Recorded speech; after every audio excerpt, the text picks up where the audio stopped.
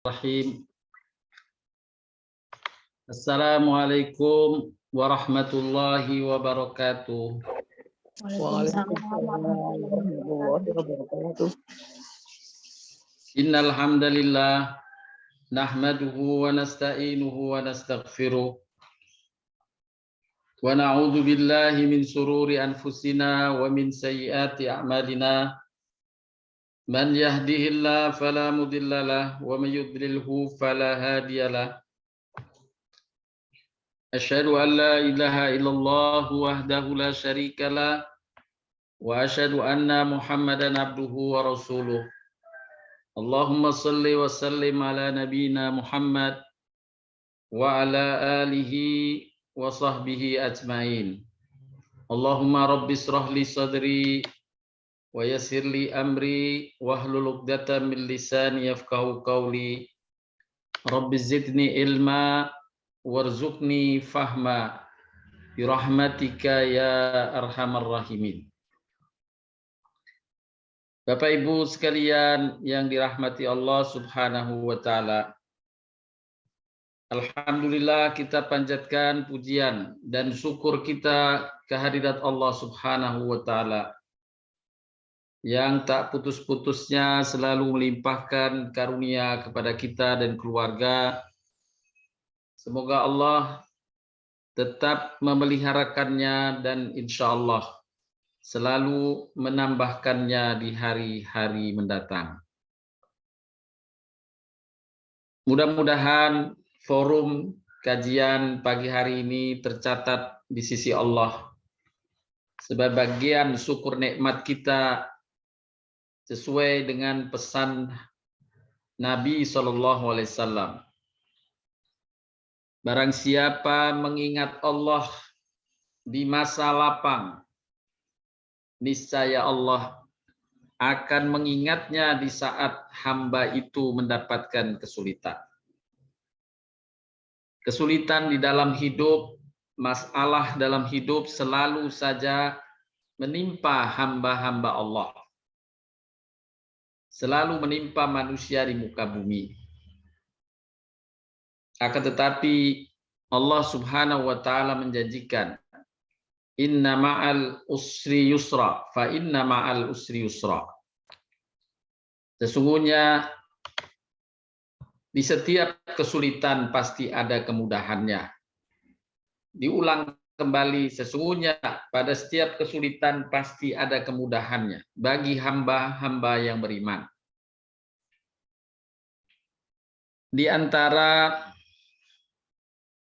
pelajaran penting yang diungkapkan di dalam Al-Quran dan sirah Nabi Sallallahu Alaihi Wasallam, bahwa ada masa sulit, kemudian Allah buka dengan masa kesuksesan atau kemudahan, yaitu peristiwa yang terjadi di bulan Rajab ini yang menimpa Nabi Shallallahu Alaihi Wasallam, yaitu peristiwa Isra Mi'raj. Peristiwa Isra Mi'raj adalah pembuka, momen pembuka atau momentum pembuka bagi kesuksesan Nabi SAW di saat itu dan umatnya, yang oleh karenanya pada pagi hari ini atau siang hari ini kita mereview kembali tentang peristiwa Isra Mi'raj sebagai pintu pembuka kemudahan, kesuksesan, keberhasilan bagi Nabi Shallallahu Alaihi Wasallam, dan semoga kita juga dapat mengambil pelajaran hikmahnya untuk kita jadikan pula harapan mendapatkan pintu kebaikan-kebaikan di masa yang akan datang. Pada kajian pagi atau siang hari ini saya ingin menjelaskan atau membahas kembali, memanfaatkan momentum bulan Rajab mengambil hikmah dari peristiwa Isra Mi'raj Nabi Shallallahu Alaihi Wasallam. Saya akan bacakan terlebih dahulu, Bapak Ibu sekalian, surat Al-Isra ayat pertama yang menjelaskan tentang peristiwa mukjizat besar yang diberikan oleh Allah kepada Rasulullah Muhammad SAW, yakni peristiwa Isra Mi'raj, perjalanan dari kota Mekah, dari Masjidil Haram ke Masjidil Aqsa, kemudian berangkat naik ke langit sampai ke Sidratil Muntaha. Surat Al-Isra ayat 1. A'udzu billahi minasy syaithanir rajim. Bismillahirrahmanirrahim. Subhanalladzi asra bi abdihi lailan minal masjidil haram minal masjidil haram ilal masjidil aqsa ilal masjidil aqsa alladzi barakna hawlahu linuriyahu min ayatina innahu huwas sami'ul basir.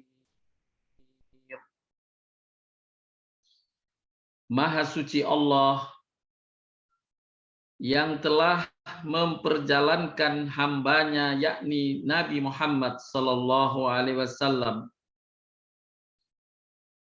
pada satu malam hari dari Masjidil Haram ke Masjidil Aqsa yang telah kami berkahi sekelilingnya,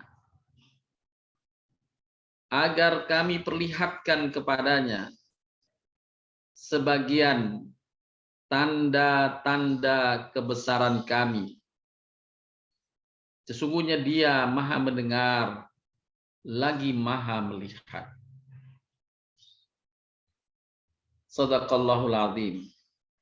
Bapak Ibu sekalian, di antara hikmah besar yang Allah karuniakan kepada Nabi Muhammad SAW, khususnya dengan peristiwa Isra Mi'raj, di mana saat sebelum terjadinya Isra Mi'raj, Nabi berada dalam situasi kesulitan, kegundahan, sampai tidak bisa membayangkan apa yang terjadi ke depan. Tidak bisa lagi membayangkan apa yang bakal terjadi di depan. Karena kesulitan pada saat itu bertumpuk-tumpuk dari berbagai sisi. Maka Nabi SAW bertawakal kepada Allah Subhanahu wa Ta'ala, dan kemudian Allah Subhanahu wa Ta'ala menunjukkan bukti kebesarannya, menunjukkan bukti kekuasaannya. Nabi SAW saat itu dalam sifatnya sebagai manusia, setelah mendapatkan karunia, diperjalankan Allah sampai ke langit yang ketujuh dan melihat tanda kebesaran Allah. Maka Nabi menemukan keyakinan yang bulat, yang kokoh dan kuat, bahwa apa yang bakal terjadi di depan adalah kebaikan, Apa yang akan terjadi di depan adalah sesuai janji Allah. Allah Maha Kuasa. Allah tidak mungkin menyia-nyiakan Rasulnya. Tidak mungkin menyia-nyiakan hamba-hambanya yang mengimaninya dan menerima agama yang Allah turunkan itu. Maka Nabi pulang kembali kota Mekah dengan semangat baru, optimistis terhadap apa yang dialaminya. Dan benar kemudian hanya menunggu waktu sedikit Allah Subhanahu wa taala telah mewujudkan janjinya sebagaimana yang Allah sampaikan kepada nabinya Muhammad, warlati arsala rasulahu bil huda wa dinil haq liyudhhirahu 'ala dini kullihi walau karihal musyrikun.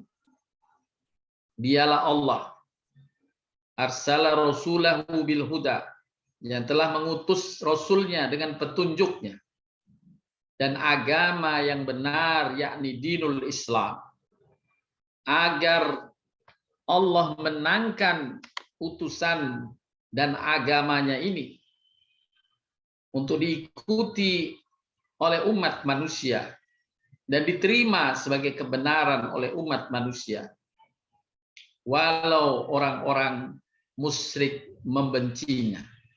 Walau orang-orang musyrik membencinya keberhasilan itu, kesuksesan itu, tetapi Allah akan memastikan bahwa agama yang Allah turunkan ini pasti menjadi agama mayoritas penduduk dunia.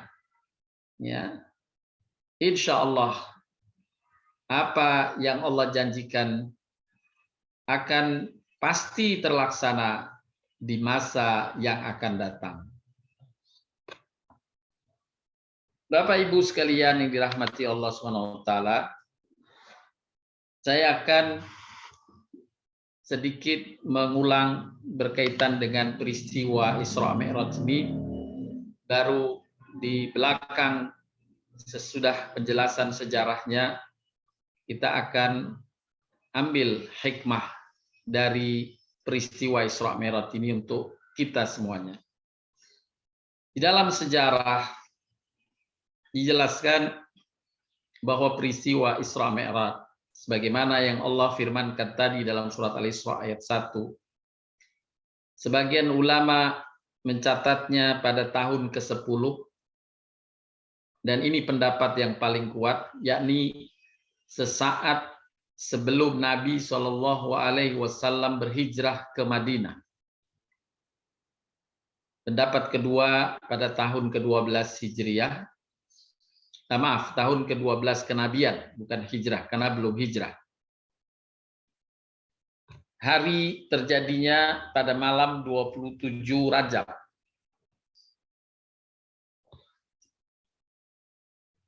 Makna dari peristiwa ini, Isra adalah perjalanan Nabi malam hari dari Mekah ke Baitul Maqdis, yakni di Palestina, yang saat itu didampingi malaikat Jibril dengan berkendaraan burak. Ini peristiwa disebut Isra, perjalanan di malam hari yang sifatnya horizontal. Isra adalah perjalanan horizontal, sedangkan Mi'raj adalah perjalanan vertikal, naik ke langit. Penjelasan tentang hal ini sebagaimana tadi telah dijelaskan dalam surat Al-Isra ayat 1. Allah Subhanahu wa taala menjelaskan dalam ayat tadi, Allah memperjalankan Rasulnya Muhammad SAW dari Masjidil Haram ke Masjidil Aqsa.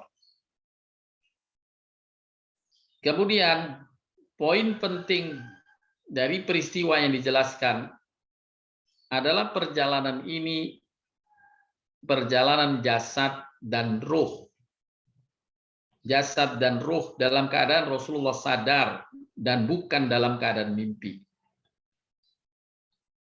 Ada dua peristiwa besar sebagai bagian dari mukjizat, tanda kekuasaan Allah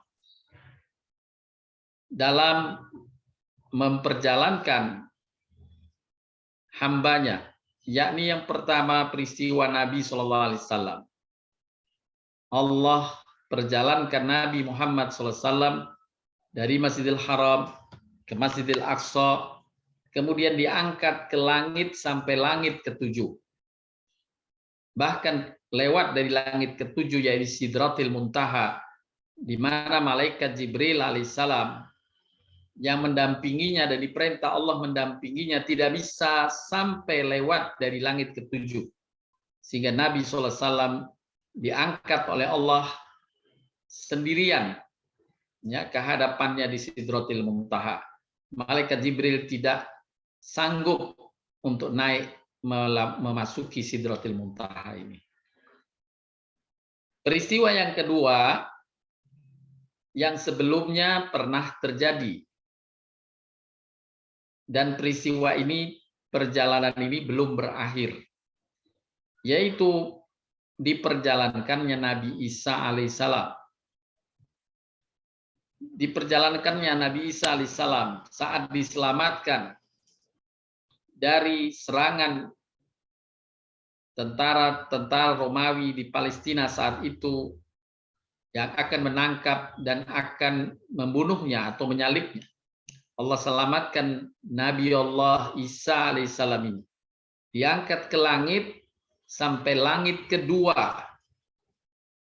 Dan hingga hari ini menurut kabar sahih dari Nabi SAW, Nabi Isa dijumpai oleh Nabi saat Isra Mi'raj di langit atau ditempatkan di langit kedua. Dan sesuai kabar dari Nabi SAW dalam kabar sahih pula, bahwa Nabi Isa akan kembali ke muka bumi. Kembali di satu tempat, di satu kota yang namanya Damaskus. Atau dahulu Nabi menyebutnya Damsyik. Yang sekarang Damsyik itu berubah menjadi Damaskus. Di kota atau di negeri Syria saat ini. Ibu kota negeri Syria, Damaskus. Nabi Isa akan diturunkan di sana. Dan kemudian bersama kaum muslimin, Nabi Isa bergabung dengan kekuatan kaum muslimin. Menyebarkan ad-dinul Islam. Dan berbondong-bondonglah saat itu manusia dari timur dan barat untuk bersama-sama memeluk agama Islam sebagai realisasi janji Allah dalam surat As-Saff, "Walladzi arsala rasulahu bil huda wa dinil haq liyudhhirahu 'alad dini kullihi walau karihal musyrikun." Dialah Allah yang mengutus Rasulnya dengan petunjuk dan agama yang benar, yakni Islam, agar dimenangkan atas agama-agama lainnya yang dibuat manusia. Walau orang-orang musyrikin benci. Bapak Ibu sekalian yang dirahmati Allah Subhanahu wa taala. Adapun tentang Mi'raj adalah perjalanan Nabi berikutnya dari Masjidil Aqsa atau Al-Quds menuju langit yang ketujuh sampai ke Sidratil Muntaha. Berkaitan dengan perjalanan Mi'raj ini diabadikan di dalam surat An-Najm dari ayat ke-13 hingga ke-18. Perjalanan Mi'raj Nabi juga perjalanan jasad dan ruh, bukan sekedar ruh sebagaimana orang yang wafat. Kalau perjalanan ruh saja, maka setiap orang yang diwafatkan memang akan diperjalankan ruhnya ke langit untuk menemui menghadap Allah Subhanahu wa taala. Kemudian setelah itu dikembalikan ke jenazah atau jasad yang membujur di rumah atau di tempat di muka bumi ini. Sebelum ia dimakamkan atau disolatkan, ruh itu sudah kembali ke jasadnya. Itulah perjalanan roh setiap manusia. Sedangkan apa yang dialami Nabi SAW adalah bersama jasadnya. Inilah bentuk kemukjizatan. Diabadikan dalam surat An-Najm ayat 13-18 berikut ini. A'udzubillahi minasyaitonir rajim. Walaqad ra'ahu nazlatan ukhra inda sidratil muntaha. Indaha jannatul ma'wa. Id yakhsha sidratil ma yakhsha. Ma zaghal basar wa ma tagha. Laqad ra'a min ayati rabbihil kubra. Dan sesungguhnya Muhammad telah melihat Jibril dalam rupanya yang asli pada waktu yang lain, yaitu di Sidratil Muntaha. Di dekatnya ada surga tempat tinggal. Di dekatnya ada surga tempat tinggal. Muhammad melihat Jibril ketika di Sidratil Muntaha, diliputi oleh sesuatu yang meliputinya. Penglihatan Muhammad tidak berpaling dari yang dilihatnya itu, dan tidak pula melampauinya. Sesungguhnya dia telah melihat sebagian tanda-tanda kekuasaan Tuhannya yang paling besar. Inilah karunia yang Allah limpahkan kepada Rasulullah Muhammad SAW. Diperjalankan sampai menembus pintu-pintu langit hingga langit ke-7. Bersama pengawalan yang Allah perintahkan pada malaikat Jibril alaihissalam. Bapak Ibu sekalian, peristiwa Isra Mi'raj sebagaimana di awal tadi disampaikan adalah sebagai pintu pembuka, pintu penghiburan kepada Nabi SAW untuk tetap optimis menghadapi masa depan. Adalah terjadi di saat Nabi mengalami kesedihan yang bertubi-tubi pada tahun tersebut yang dinamakan Amul Huzn, tahun kesedihan. Beberapa peristiwa penting yang terjadi pada tahun sebelum atau sesaat sebelum Isra Mi'raj, terjadinya pembaikotan terhadap Nabi SAW, keluarganya, dan kaum muslimin di kota Mekah. Tidak boleh ada yang berdagang dengan kaum muslimin di kota Mekah. Tidak ada yang boleh memberikan sedekahnya atau pemberian hartanya kepada orang-orang muslim di Mekah. Maka pada tahun itu benar-benar kaum muslimin diuji. Karena tidak ada makanan yang dia bisa miliki kecuali kalau dia menghasilkannya sendiri. Sedangkan kita tahu mayoritas komunitas masyarakat umumnya bertransaksi dalam kaitan dengan memenuhi kebutuhan-kebutuhannya. Apabila transaksi itu dilarang, maka tidak ada jual beli. Orang punya uang tapi tidak bisa beli beras dan seterusnya. Ini yang dialami oleh kaum muslimin beserta Nabi dan keluarganya di kota Mekah saat itu. Kemudian pada tahun itu pula Nabi SAW diuji dengan wafatnya dua orang yang melindunginya, dua orang yang bersamanya, yaitu Abu Talib sebagai tokoh masyarakat Quraisy yang memberi perlindungan, jaminan perlindungan pada Nabi dan kaum muslimin saat itu agar tidak diganggu oleh kaum musyrikin Mekah. Abu Talib meninggal sehingga gangguan-gangguan yang dialamatkan kepada Nabi dan kaum muslimin makin meningkat dan mencapai puncaknya saat itu. Kemudian wafatnya Khadijah yang mendampingi Nabi selama dakwah di kota Mekah. Di saat Nabi atau putri-putri Nabi masih membutuhkan pendampingan dari ibundanya, Nabi saat itu memiliki putri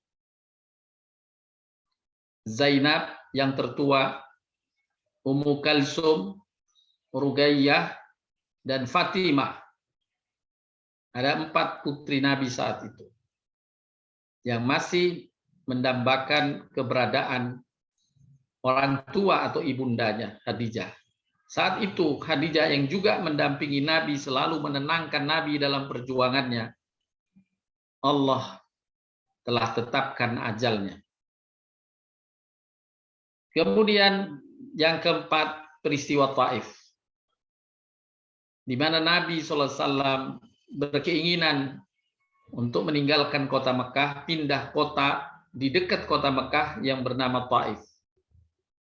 Saat Nabi berhijrah ke Taif ini, diusir oleh penduduk Taif yang telah diprovokasi terlebih dahulu oleh kaum musyrikin Mekah, sehingga masyarakat Taif tidak menyambut baik kedatangan Nabi SAW, bahkan melemparinya sampai berdarah. Inilah di antara peristiwa-peristiwa penting sesaat sebelum Nabi di Isra Mi'rajkan, yang tahun itu dinamakan tahun kesedihan. Yang sebagaimana digambarkan tadi, pada tahun ini kaum muslimin seolah-olah belum menampakkan atau belum tampak bagi dirinya kesuksesan yang bakal diraih di masa yang akan datang. Disitulah Allah Subhanahu wa Ta'ala kemudian memberikan suntikan motivasi yang kuat kepada Nabi SAW dengan atau melalui peristiwa Isra Mi'raj. Yang kedua, di samping tahun kesedihan sebagai bagian penghiburan Allah kepada nabinya Shallallahu Alaihi Wasallam, juga sekaligus Allah hendak membuktikan tentang apa yang diminta oleh orang-orang musyrikin Mekah, sebagaimana diabadikan dalam surat Al-Isra ayat ke-90 dan sampai 93. Allah berfirman yang artinya, dan mereka berkata, kami sekali-kali tidak percaya kepadamu, yakni tidak percaya kepada Nabi Muhammad, hingga kamu, wahai Muhammad, memancarkan mata air dari bumi untuk kami. Dan kamu mempunyai sebuah kebun korma dan anggur. Lalu kamu alirkan sungai-sungai di celah kebun yang deras alirannya. Atau kamu jatuhkan langit berkeping-keping atas kami, sebagaimana kamu katakan. Atau kamu datangkan Allah dan malaikat-malaikat berhadapan muka dengan kami. Atau kamu mempunyai sebuah rumah dari emas. Atau kamu naik ke langit, dan kami sekali-kali tidak akan mempercayai kenaikanmu itu, hingga kamu turunkan atas kami sebuah kitab yang dapat kami baca. Di sini adalah tantangan dari kaum musyrikin Mekah kepada Nabi SAW, dan Allah Subhanahu wa Ta'ala merealisasikan salah satu tantangan atau pilihan tantangan ini, yaitu kamu naik ke langit. Dan Nabi SAW terbukti Allah perjalankan sampai ke langit dan sampai kembali ke muka bumi. Nabi dapat menceritakannya dan membawa bukti-bukti tersebut. Akan tetapi, sebagaimana dikisahkan dalam sejarah, hanya kaum muslimin saja yang mengimani perjalanan Nabi. Sedikit dari kaum musyrikin yang kemudian mempercayainya, dan sebagian besar kaum musyrikin tetap membohongkan apa yang dialami oleh Nabi SAW dan mengkafirkan agama Islam ini. Saat akan memulai perjalanan Isra Mi'raj, Bapak Ibu, pada malam itu Rasulullah SAW tidur di rumahnya. Tiba-tiba Jibril alaihissalam datang melalui atap rumah, lalu membawa Nabi Shallallahu Alaihi Wasallam ke dekat Ka'bah. Rasulullah SAW dibaringkan oleh malaikat Jibril. Lalu dada Nabi Shallallahu Alaihi Wasallam dibedah oleh malaikat Jibril. Tidak dijelaskan tentang mengapa dibedah dan untuk apa dibedah, bagaimana pembedahannya. Hanya dikisahkan Nabi dibuka dadanya oleh malaikat Jibril. Ya mungkin dalam bahasa sekarang dioperasi oleh malaikat Jibril. Tapi dengan cara operasi yang spesial, bagian dari kemukjizatan. Hati Rasulullah SAW dikeluarkan dan dibasuh dengan air Zam-Zam. Hati dikeluarkan dan dibasuh, dicuci dengan air Zam-Zam. Kemudian dikembalikan pada tempatnya semula. Selanjutnya, babak berikutnya adalah memperjalankan Nabi dari Masjidil Haram, ya, diperjalankannya setelah gelap malam, yakni sesudah sholat Isya. Dalam perjalanan malam itu dikisahkan dalam hadis bahwa Nabi berhenti dalam perjalanan itu pada beberapa tempat atau lokasi penting, yaitu Madinah dan di negeri Ashabul Ukhdud. Dua negeri atau dua kota ini Nabi berhenti sejenak. Dikisahkan dalam hadis Imam Muslim, lalu raja tadi memerintahkan untuk membuat parit di jalanan. Lalu dinyalakan api di dalamnya. Raja tersebut berkata, siapa yang tidak mau kembali pada ajarannya, lemparkanlah ia ke dalamnya, ke dalam parit yang penuh api itu. Atau dikatakan masuklah ke dalamnya. Mereka pun melakukannya. Sampai ada seorang wanita bersama bayinya. Wanita itu pun tidak berani maju ketika akan masuk ke dalamnya.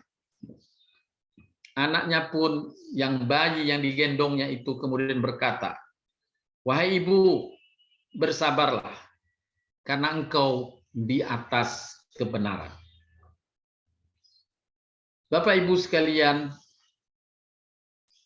Nabi SAW diperjalankan oleh Allah pada dua tempat ini.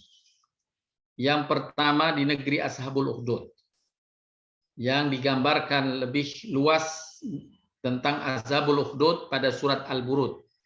Was-sama'i dzatil buruj wal yaumil mau'ud wasyahidin wa mashhud qutila ashabul ukhdud. Telah dibinasakan penduduk Ashabul Ukhdud.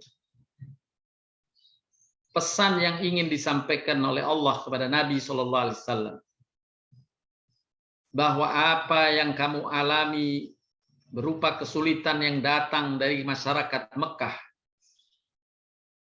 sungguh belum apa-apa. Karena ada hamba-hambaku yang lebih keras dalam menerima ujian dan tantangan dari orang-orang sekitarnya ketika ia melaksanakan agama dengan benar. Maka Allah memperkenalkan Ashabul Ukhdud ini kepada Nabi. Inilah parit yang dahulu banyak manusia didorong masuk ke dalam parit ini untuk dibakar hidup-hidup hanya karena mentauhidkanku, hanya karena mengikuti dan memeluk agama yang lurus dari Allah Subhanahu wa taala. Sebagian ulama menyebutkan Ashabul Ukhdud adalah kaum umatnya Nabi Isa alaihissalam yang tetap mentauhidkan Allah dan tidak mengakui Isa sebagai anak Tuhan.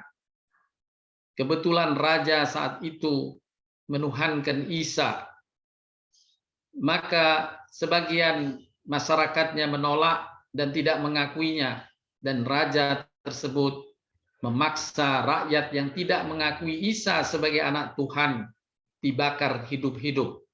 Dan di antara mereka yang mengalaminya adalah seorang ibu dengan 3 orang anak yang masih kecil. Ketika anak pertama dimasukkan, si ibu menangis saja.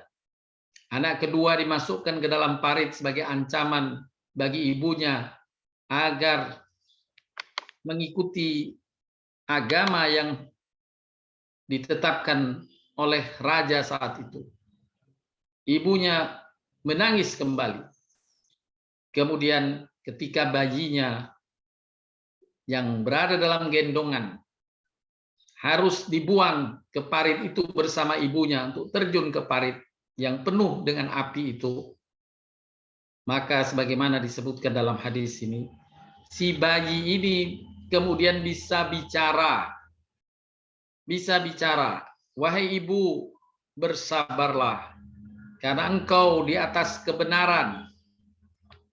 Maka kemudian didorong masuk si ibu ini ke dalam parit bersama bayinya. Nabi SAW ditunjukkan, dikenangkan oleh Allah dengan peristiwa Ashabul Ukhdud, dengan pesan, wahai Muhammad, sesungguhnya apa yang kamu alami dan apa yang dialami oleh umatmu saat ini di kota Mekah belum apa-apa. Ujian-ujian berat telah dialami oleh orang-orang sebelummu, bahkan mereka disiksa untuk masuk ke kobaran api sebagaimana Ashabul Ukhdud. Kemudian setelah dari Ashabul Ukhdud, Nabi SAW diperintahkan atau diajak dengan malaikat Jibril ini ke Madinah. Ditunjukkan oleh malaikat Jibril bahwa di Madinah inilah Allah telah menetapkan takdirnya. Engkau Muhammad akan memenangkan perjuanganmu ini. Dan Islam menjadi agama besar.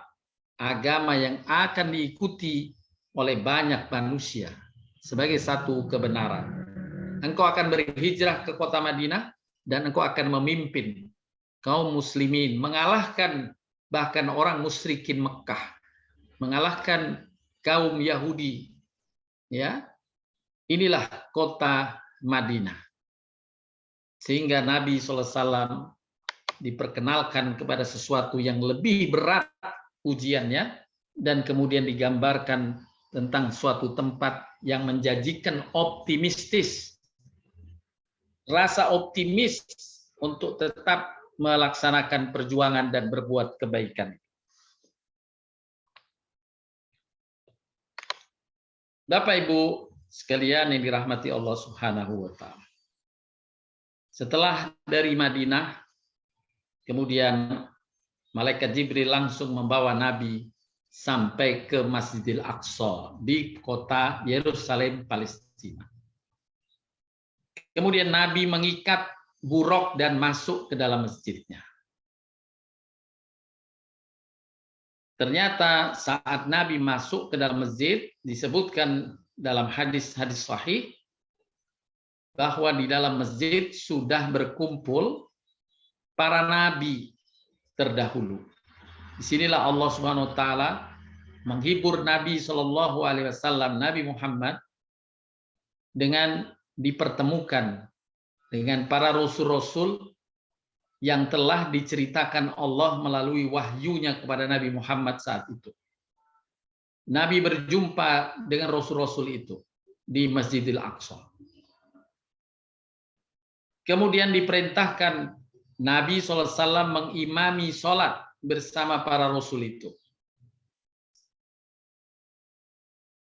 Setelah selesai dan ketika Nabi di luar masjid, Jibril alaihissalam dikisahkan dalam hadis sahih sempat menawarkan kepada Nabi 2 minuman, yaitu yang 1 gelas berisi arak dan 1 gelas minuman berisi susu. Nabi kemudian memilih gelas yang berisi susu, dan Jibril alaihissalam berkata, kamu telah memilih fitrahmu. Inilah di antara kisah yang dikisahkan oleh Nabi dalam perjalanannya sampai ke Masjidil Aqsa. Disebutkan dalam surat Al-Ma'arij, Allah berfirman, Minallahi dil ma'arij ta'rujul malaikatu warruhu ilai fi yaumin kana miqdaruhu 50 alfasana. Yang datang dari Allah, yang mempunyai tempat-tempat naik. Ma'arij adalah tempat-tempat naik. Kalau boleh diperumpamakan, al-ma'arij adalah seperti lift. Kalau lift mengantarkan naik dari tingkat 1 gedung ke tingkat 2 dan tingkat-tingkat selanjutnya, maka al-ma'arij adalah lift yang mengantarkan dari bumi ke langit. Langit pertama, ke langit kedua, ke langit ketiga, ke langit sampai ke-7, sampai ke Sidratil Muntaha. Ini ada liftnya.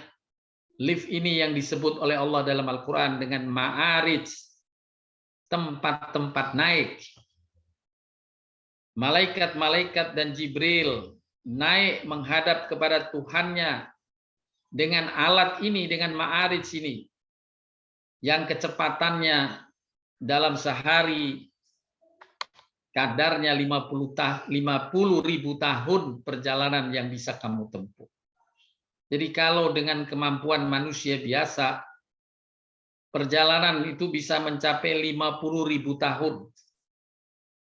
Tapi dengan kecepatan ma'arij, 1 hari sudah sampai.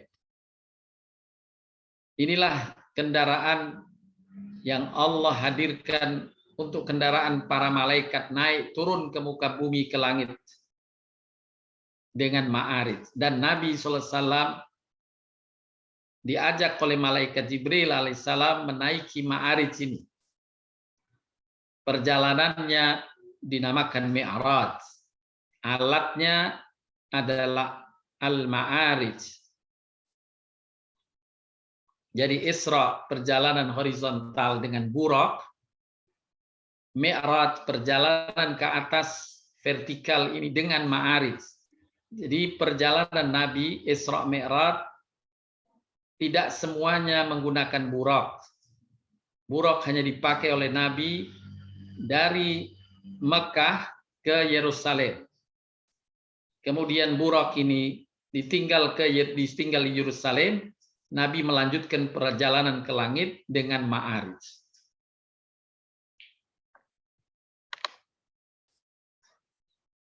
Saat melewati tingkat-tingkat di langit yang dilewati oleh Nabi dengan perjalanan ma'arijnya itu, Nabi menceritakan di langit-langit tersebut dipertemukan Allah dengan para rasul-rasul sebelumnya.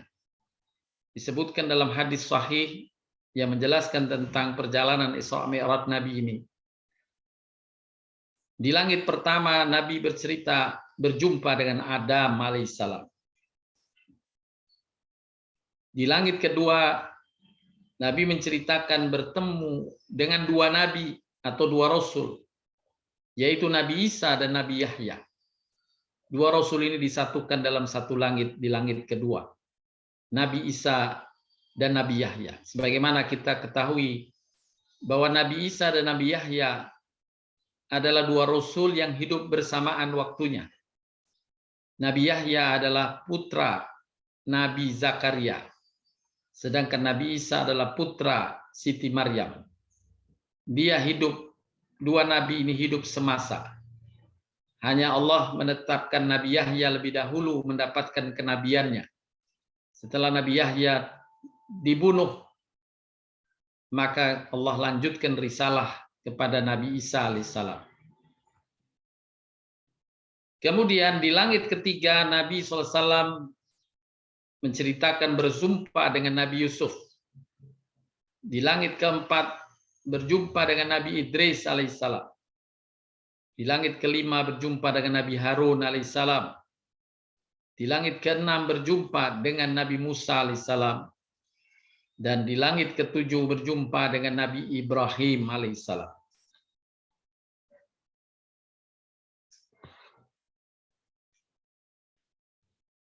Kemudian sampailah Rasulullah di pintu Sidratil Muntaha, di atas langit ketujuh.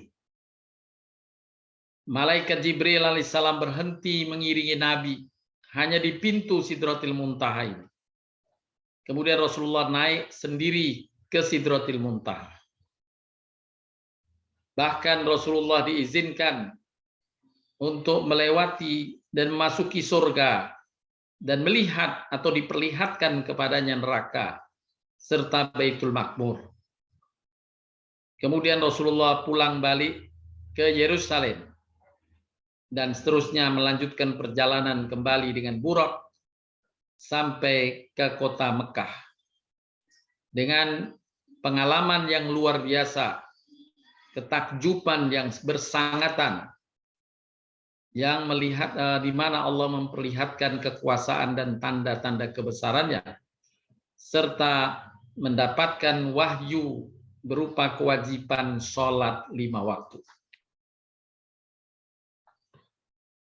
Di dalam hadis mutawatir Bapak Ibu, posisinya lebih derajatnya daripada hadis sahih. Mutawatir kedudukannya seperti halnya dalam Al-Quran. Nabi SAW bersabda yang artinya, atap rumahku terbelah ketika saya berada di kota Mekah dalam keadaan antara tidur dan terjaga. Lalu turunlah malaikat Jibril alaihissalam dan membelah dadaku. Kemudian dia mencucinya dengan air Zam-Zam.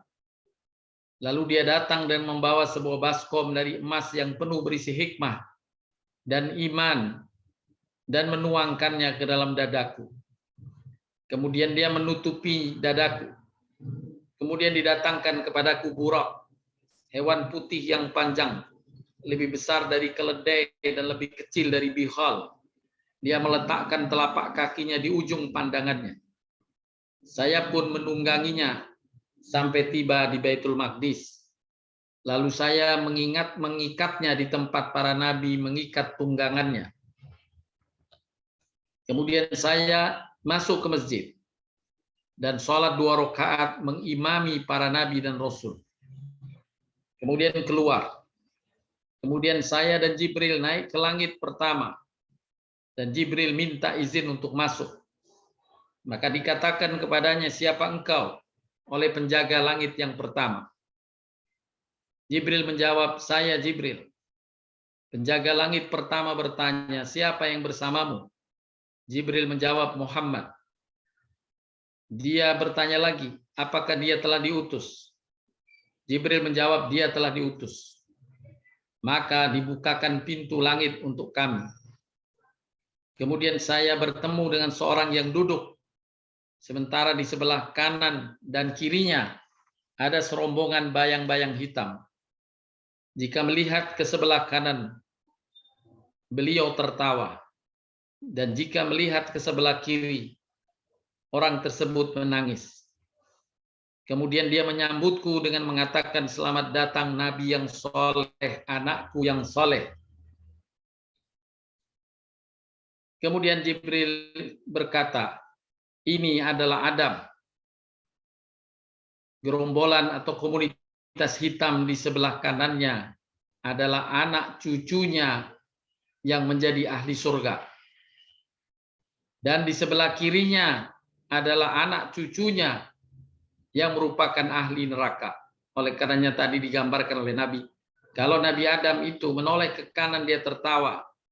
Kalau menoleh ke kiri dia menangis. Kemudian kami naik ke langit yang kedua. Lalu Jibril berkata, bukalah pintu langit ini. Penjaganya menanyakan seperti yang ditanyakan oleh penjaga langit pertama. Lalu Nabi SAW menyebutkan bahwa beliau di langit kedua ini bertemu dengan Nabi Isa alaihissalam dan Nabi Yahya alaihissalam. Mereka menyambut dengan mengatakan, Marhaban bil ahis salih wan nabiyus salih. Selamat datang saudaraku yang saleh dan nabi yang saleh. Kemudian Nabi melanjutkan ke langit ketiga, berjumpa dengan Nabi Yusuf. Ke langit yang keempat, berjumpa dengan Nabi Idris. Berjumpa dengan Nabi Harun di langit kelima. Berjumpa dengan Nabi Musa di langit keenam. Dan Nabi Ibrahim di langit ketujuh. Beliau bersabda, maka saya bertemu dengan Ibrahim dan dia sedang bersandar ke Baitul Ma'mur, satu bangunan yang dimasuki oleh 70.000 malaikat setiap harinya. Dan jika mereka telah keluar, tidak akan kembali lagi. Baitul Ma'mur, Bapak Ibu, adalah Ka'bahnya di langit, tempat berhajinya para malaikat. Yang kota untuk berhaji di Baitul Ma'mur ini hanya 70.000 per hari. Dan setiap malaikat hanya mendapatkan kota haji di Baitul Ma'mur ini sekali saja. Kalau sudah dia sekali, tidak dapat giliran lagi untuk masuk Baitul Ma'mur. Dan jika mereka telah keluar, tidak akan kembali lagi. Lalu Jibril membawaku ke Sidratil Muntaha. Ternyata daun-daunnya seperti telinga-telinga gajah dan buahnya seperti tempayan besar. Tatkala dia diliputi oleh perintah Allah, dia pun berubah. Sehingga tidak ada seorang pun dari makhluk Allah yang sanggup menggambarkan keindahannya. Juga diperlihatkan kepadaku 4 sungai. 2 sungai di dalam dan 2 sungai di luar. Maka saya berkata, apa kedua sungai ini wahai Jibril? Jibril menjawab, adapun 2 sungai yang di dalam, maka itu adalah 2 sungai dalam surga. Adapun yang di luar, dia adalah sungai di muka bumi, yaitu sungai Nil dan Furat. Kemudian Jibril alaihissalam datang kepadaku dengan membawa sebuah bejana yang berisi khamar dan bejana berisi susu. Lalu saya pun memilih susu, maka Jibril berkata, engkau telah memilih fitrah. Kemudian kami terus ke atas sampai saya tiba pada jenjang di mana saya bisa mendengar goresan pena. Lalu Allah mewahyukan kepadaku apa yang dia wahyukan. Allah mewajibkan atasku 50 sholat sehari semalam. Kemudian saya turun kepada Nabi Musa alaihissalam. Lalu dia bertanya, apa yang diwajibkan Tuhanmu atas umatku, atas umatmu? Nabi SAW menjawab, 50 sholat. Musa berkata, kembalilah kepada Tuhanmu, mintalah keringanan, karena sesungguhnya umatmu tidak akan mampu mengerjakannya. Sesungguhnya saya telah menguji Bani Israel, dan berat baginya untuk melaksanakannya. Maka atas nasihat Nabi Musa, Nabi pun kembali meminta Jibril membantu kembali kepada Allah. Kemudian berdoa kepada Allah, ya Tuhanku, ringankanlah atas umatku. Maka dikurangi dariku 5 sholat. Tetapi saya tetap kembali kepada Musa dan berkata, Allah mengurangi untukku 5 sholat. Musa berkata, sesungguhnya umatmu tidak akan mampu mengerjakannya. Maka kembalilah kepada Tuhanmu dan mintalah keringanan. Hingga terus-menerus saya bolak-balik antara Tuhanku dan Musa. Sampai pada akhirnya Allah berfirman, wahai Muhammad, ini adalah 5 sholat sehari semalam. Setiap sholat pahalanya 10 kali sholat. Maka semuanya menjadi 50 sholat.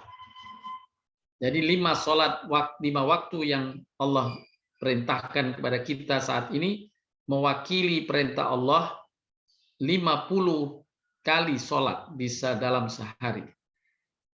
1 kali sholat dalam sehari itu Allah beri ganjaran seperti kita mengerjakan 10 waktu atau 10 kali sholat. Sehingga 5 waktu sholat kali 10 seperti halnya 50 waktu sholat. Masih berlanjut hadisnya, barang siapa yang berniat melakukan kebaikan namun dia tidak melakukannya, maka dicatat untuknya 1 pahala. Dan jika dia mengerjakan, maka dicatat untuknya 10 kali kebaikan. Barang siapa yang berniat kejelekan lalu dia tidak mengerjakannya, maka tidak ditulis baginya sedikit pun.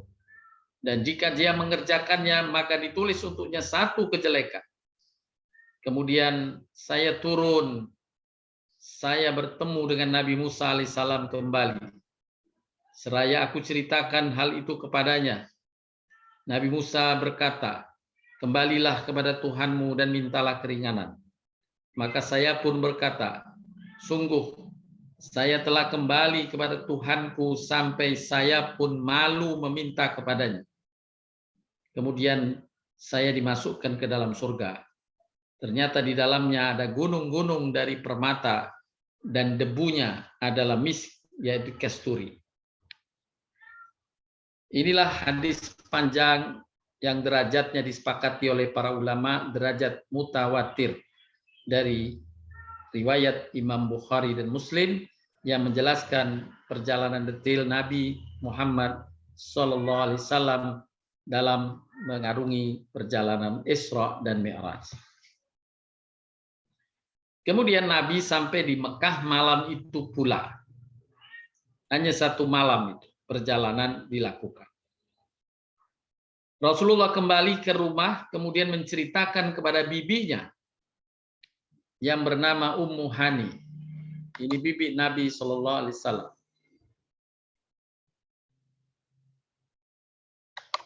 Ketika Ummu Hani mendapatkan kisah dari Nabi SAW ini, merasa takjub, Ummu Hani meyakini dan mengimani peristiwa yang baru dialami oleh keponakannya ini. Tetapi Ummu Hani khawatir kalau peristiwa itu disampaikan secara umum di kota Mekah, maka banyak orang yang mungkin tidak percaya. Sehingga Ummu Hani menasihatkan agar Nabi SAW tidak menceritakan peristiwa itu kepada orang banyak. Tetapi Nabi SAW justru diminta oleh Allah untuk menceritakan kisah itu. Peristiwa yang dialaminya hendaknya engkau ceritakan. Maka Nabi menceritakan, tetap mengikuti apa yang Allah perintahkan, menceritakan itu pada kaumnya setelah subuh pada hari itu juga.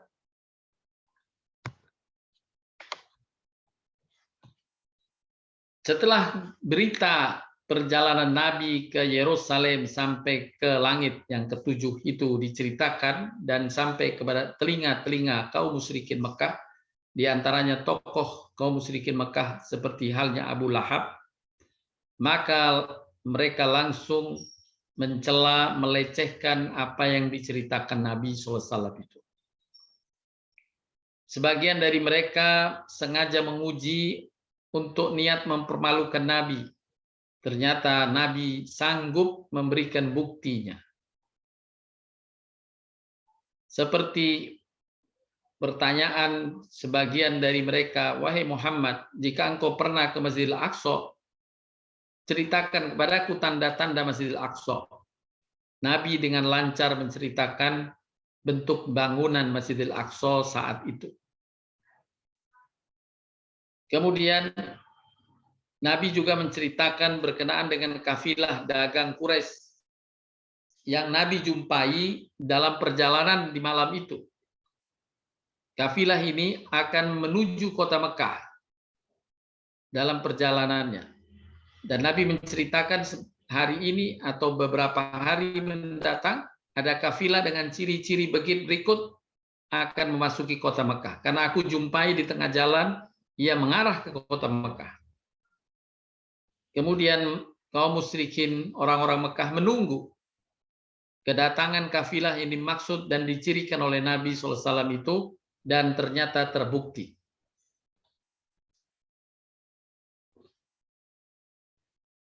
Atas peristiwa ini menjadi ujian berat bagi sebagian kaum muslimin, yaitu mereka justru kemudian tumbuh keraguan dan mengikuti suara-suara orang-orang musyrikin Mekah yang melecehkan Nabi SAW atas perjalanan yang dilakukannya. Maka sebagian pun kemudian menjadi murtad. Tetapi sebagian besar sahabat Nabi meyakini peristiwa yang dialami Nabi dan diceritakan langsung oleh Nabi itu. Di antaranya Abu Bakar Siddiq radhiyallahu anhu. Ketika ia ditanya, waktu itu Abu Bakar Siddiq sedang keluar kota. Ketika hari itu kemudian besoknya datang, ditemui sengaja oleh tokoh Quraisy dan bertanya kepada Abu Bakar, wahai Abu Bakar, temanmu Muhammad kemarin cerita bahwa ia sedang melakukan perjalanan dalam semalam itu ke Masjidil Aqsa, kemudian naik ke atas menembus langit sampai langit ketujuh. Bagaimana pendapatmu? Abu Bakar saat itu belum berjumpa Nabi, telah dicegat kedatangannya oleh orang-orang musyrik Mekah. Abu Bakar kemudian berkata, apabila itu diceritakan oleh Muhammad, lebih dari itu ceritanya aku percaya. Inilah yang kemudian dikabarkan oleh malaikat Jibril kepada Nabi tentang ucapan Abu Bakar Siddiq. Nabi pun memberi gelar Abu Bakar ini dengan As-Siddiq, orang yang selalu membenarkan. As-Siddiq, orang yang selalu membenarkan. Karena dia yakin akan wahyu Allah, yakin akan kebenaran Nabi SAW. Inilah sahabat yang sangat dicintai Nabi SAW, yang selalu mensupport Nabi dalam perjuangan, ya, yang selalu membenarkan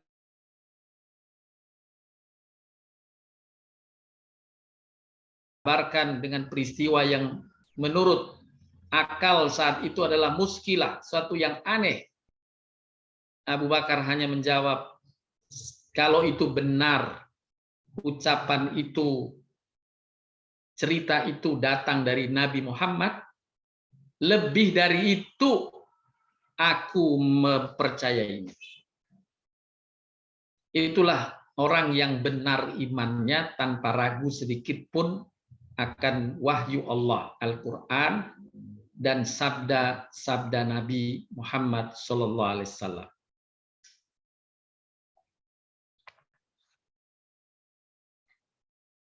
Bapak Ibu sekalian yang dirahmati Allah SWT, itulah kisah Isra Mi'raj yang diceritakan lengkap dalam hadis Nabi SAW tadi. Ada beberapa hikmah. Yang pertama, beriman kepada perkara gaib adalah bagian dari rukun iman yang penting. Peristiwa yang dialami oleh Nabi SAW memang tidak masuk akal, tetapi karena keluar dari wahyu, Allah menjaminkan di dalam surat Al-Isra, dalam surat An-Najm tadi, tentang peristiwa Isra Mi'raj yang dialami Nabi. Kemudian Nabi SAW dijamin tidak berbohong. Dijaminan itu langsung dari Allah Subhanahu wa Ta'ala. Dan ketika Nabi menyampaikannya adalah kebenaran, walaupun tidak masuk akal saat itu, bahkan mungkin saat sekarang pun manusia masih meragukan dan tidak masuk akal. Sebagaimana juga sebagian orang mungkin memuskilkan, menjadikannya satu yang tidak masuk akal kalau Nabi Isa itu masih di langit yang kedua. Insya Allah Bapak Ibu, kita diberikan karunia umur panjang oleh Allah dalam keadaan sehat walafiat. Kita bisa menyaksikan breaking news turunnya Nabi Isa alaihissalam. Turunnya Nabi Isa alaihissalam. Itulah kebenaran yang menjadi terbukti, pasti akan melapangkan dada kita dan pasti akan lebih meyakinkan kita akan kebenaran iman kita. Allah Subhanahu wa Ta'ala berfirman dalam surat Al-Baqarah 1-3, Alif Lam Mim. Itulah kitab yang tidak ada keraguan sedikit pun di dalamnya. Petunjuk bagi orang yang bertakwa, yaitu orang-orang beriman kepada yang gaib. Peristiwa perjalanan Isra Mi'raj adalah peristiwa gaib. Dan kita wajib mengimaninya. Kemudian yang kedua, Allah Subhanahu wa taala ingin menunjukkan di antara syariat Allah, di antara syariat Allah, perintah yang khusus Allah berikan kepada Nabi Muhammad adalah perintah sholat. Di mana perintah sholat ini langsung diterima Nabi dengan langsung menghadap Allah Subhanahu wa taala di Sidratil Muntaha itu. Selain sholat 5 waktu, perintahnya Allah turunkan melalui malaikat Jibril, yaitu dengan wahyu. Perintah puasa melalui malaikat Jibril. Perintah zakat melalui malaikat Jibril. Khusus untuk sholat 5 waktu saja, Allah perintahkan kepada Nabi dan kepada umatnya, dan Nabi seolah-olah diundang untuk menerima perintah ini. Seolah-olah Nabi langsung diundang oleh Allah menerima perintah khusus ini, yaitu sholat 5 waktu. Oleh karenanya para ulama bersepakat tentang pentingnya sholat 5 waktu ini. Dan diabadikan oleh para ulama satu ungkapan, as-sholatu mi'rajul mu'min. Sholat itu pada dasarnya mi'rajnya orang mukmin. Jadi ketika hamba itu sholat, dia sedang menghadap Allah di Sidratil Muntaha itu. Perjalanan ke langitnya orang mukmin. Di dalam hadis Nabi SAW telah diwajibkan kepada Nabi sholat pada malam beliau diisrokan 50 sholat. Kemudian dikurangi hingga tinggal 5 sholat saja. Lalu diserukan, wahai Muhammad, perkataan itu tidak akan tergantikan. Dan dengan 5 sholat ini sama bagimu dengan melakukan 50 kali sholat. Inilah karunia Allah kepada umat Nabi Muhammad SAW, diringankan oleh Allah 5, tapi ganjarannya seperti yang Allah berikan kepada Bani Israel di masa Nabi Musa, 50 kali sholat.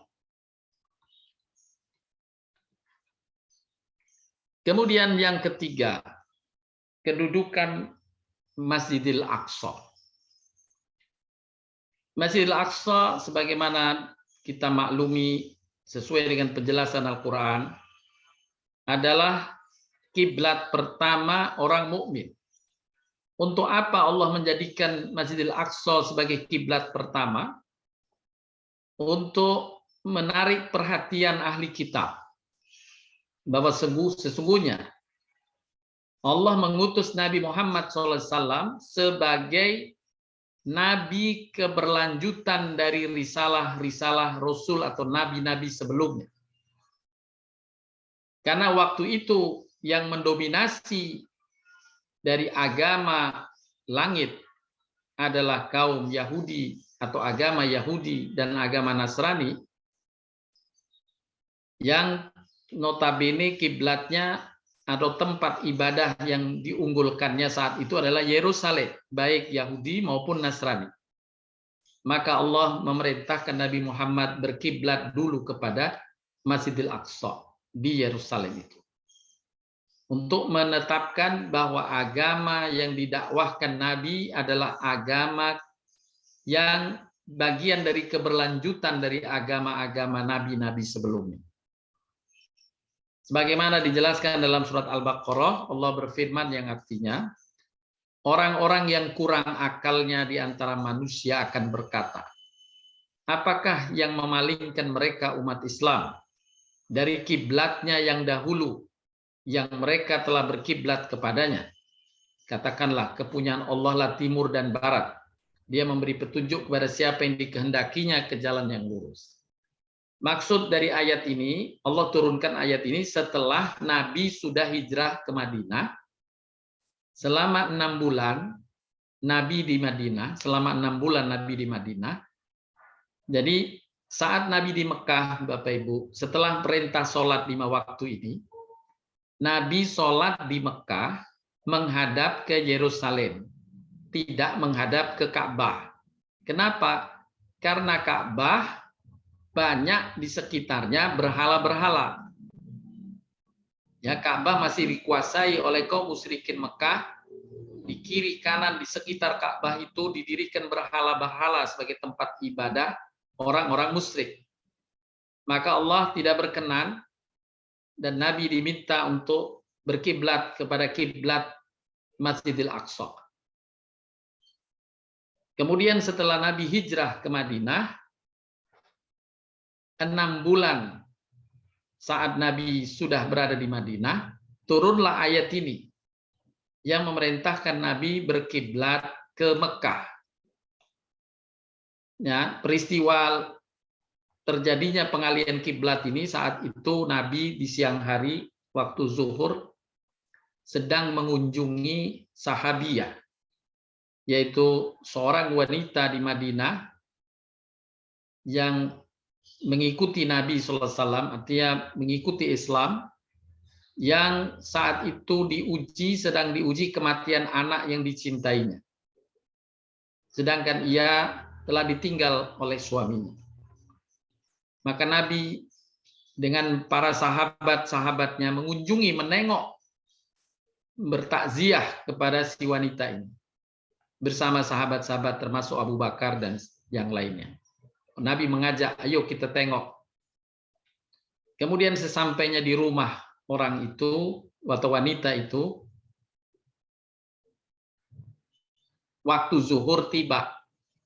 Kemudian Nabi mengajak sahabat yang hadir sholat di rumah wanita itu berjamaah. Kemudian Nabi dengan sahabatnya sholat di rumah wanita itu berjamaah sholat zuhur. Saat itu seperti hari-hari sebelumnya, menghadap Masjidil Aqsa.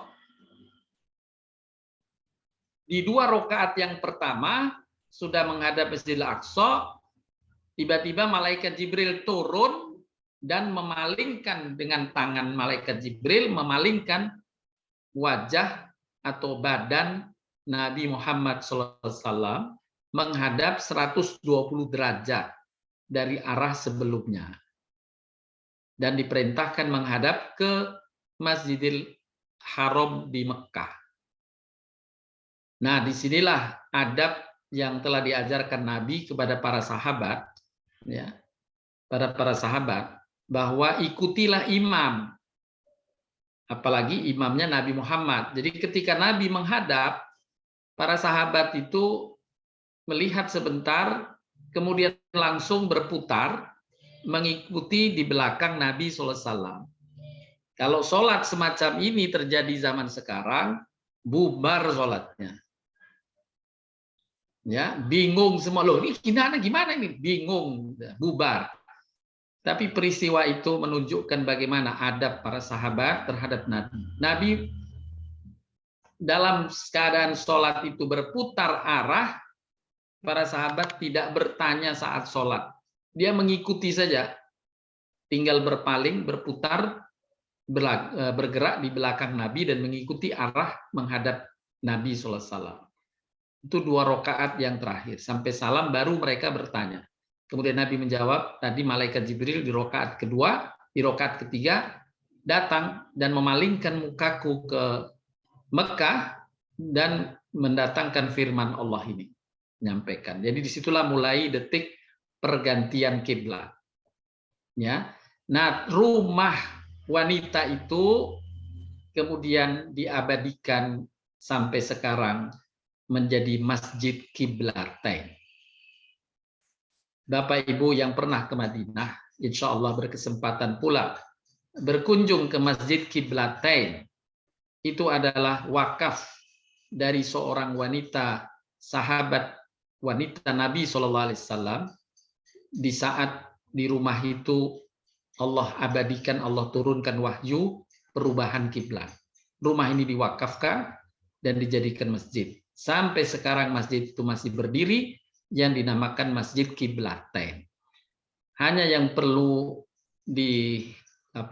dijelaskan, masjid yang sekarang itu sudah menghadap Mekah. Jadi tidak boleh lagi mencontoh amalan Nabi saat perubahan kiblat. Jadi sholat duhur 2 rakaat Masjidil Haram tiba-tiba berubah ke Masjidil Aqsa, berubah ke Masjidil Haram. Tidak boleh lagi. Itu kan peristiwa unik saja itu. Hanya untuk Nabi, nggak boleh kemudian diikuti menjadi amalan sunnah, nggak ada sunnahnya. Ya, jadi tetap kita sekarang di Masjid Kiblatain itu 2 kiblat itu yang menghadap Mekah. Ya, hanya di sini mengabadikan sejarahnya saja. Untuk mengingat pentingnya Masjidil Aqsa. Nah, ayatnya juga disampaikan dalam surat Al-Baqarah 143. Dan demikian pula kami telah menjadikan kamu umat Islam, umat yang adil dan pilihan, agar kamu menjadi saksi atas perbuatan manusia dan agar Rasul Muhammad menjadi saksi atas perbuatan kamu. Dan kami tidak menetapkan kiblat yang menjadi kiblatmu sekarang, melainkan agar kami mengetahui supaya nyata siapa yang mengikuti Rasul dan siapa yang membelot. Ya, ketika Rasulullah diperintah menghadap Ka'bah, boleh jadi ada, kok kenapa sih menghadap Ka'bah? Udah enak kita menghadap. Nah, disitulah diuji oleh Allah untuk melihat siapa yang membelot. Dan sungguh pemindahan kiblat itu terasa amat berat, kecuali bagi orang yang telah diberi petunjuk oleh Allah. Dan Allah tidak akan menyia-nyiakan imanmu. Sesungguhnya Allah Maha Pengasih lagi Maha Penyayang kepada manusia.